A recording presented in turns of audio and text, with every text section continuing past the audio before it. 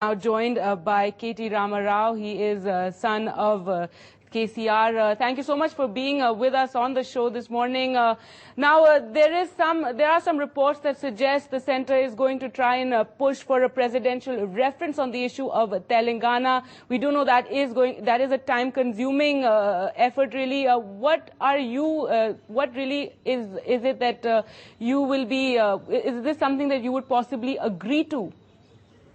Well, this is media speculation at this point. What we've seen today in the newspapers here, exclusively in one newspaper, in fact, is what you just mentioned.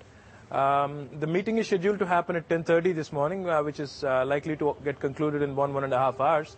So it's not much time before we actually know what the central government's decision is, and we will only comment after the outcome of the meeting. Right, and your father, of course, was here. He arrived 2 days ago, and in speaking to us, he said that Telangana will be a reality very soon. And this meeting today is, of course, going to be a way of deriving some sort of consensus from all political parties on this issue. What really is KCR's stand?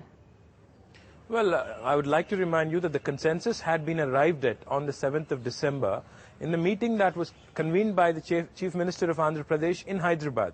Only after the consensus was arrived at has the union government made a decision and a statement on the 9th of December through Mr. Chidambaram. So therefore, the discussion now should focus on the aftermath of the announcement. Whatever insecurities, whatever prejudices people have with regard to the formation of Telangana, those are the issues that need to be talked about, those are the issues that need to be addressed, and not the decision itself.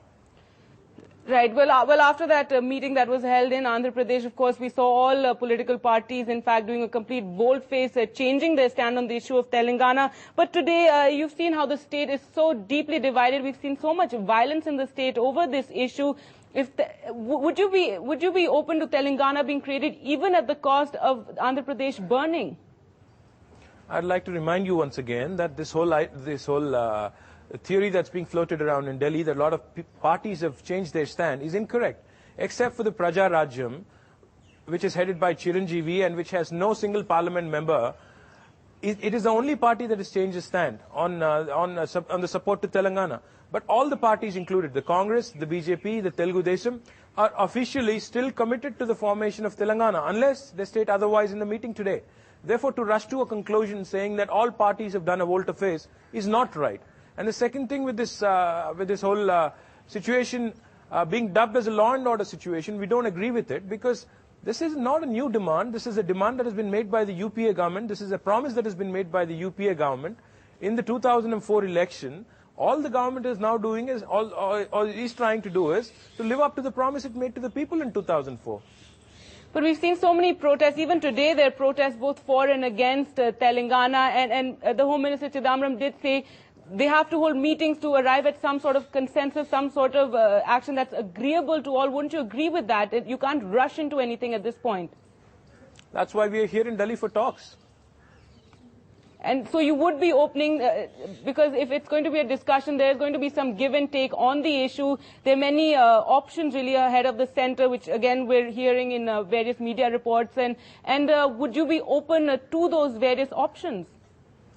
Well, as I've said now, what we would like to reiterate is the decision with regard to the formation of Telangana has been made on the 9th of December, when the Union Home Minister announced that the separate state would be created and the process will be initiated. And on the 10th of December, if you look at the national magazines, the national newspapers, every single national paper had said that Telangana would be the 29th state in Indian Union. Therefore, what we want the discussion today to be focused on is, as we understand the objective of the meeting today, is that a lot of doubts are being raised by people who oppose Telangana. Now these doubts need to be clarified. Now their prejudices need to be addressed. And whatever clarifications they seek with regard to Hyderabad, with regard to their business interests in Hyderabad, those are the questions that need to be answered, and not the decision itself. Right. In fact, that brings me to my last question. What about Hyderabad? Of course, that has been a main dividing point. Many are saying you can't have Andhra Pradesh without a Hyderabad. You're saying you can't have Telangana without Hyderabad. What is your stand on Hyderabad? Hyderabad is the traditional capital of Telangana. We've had it as a capital for the last 800 years or so. Therefore, there is no question of a Telangana without Hyderabad, firstly. And as I would also like to remind you that geographically Hyderabad is in the heartland of Telangana. So if Telangana is created tomorrow, then obviously Hyderabad will remain with Telangana.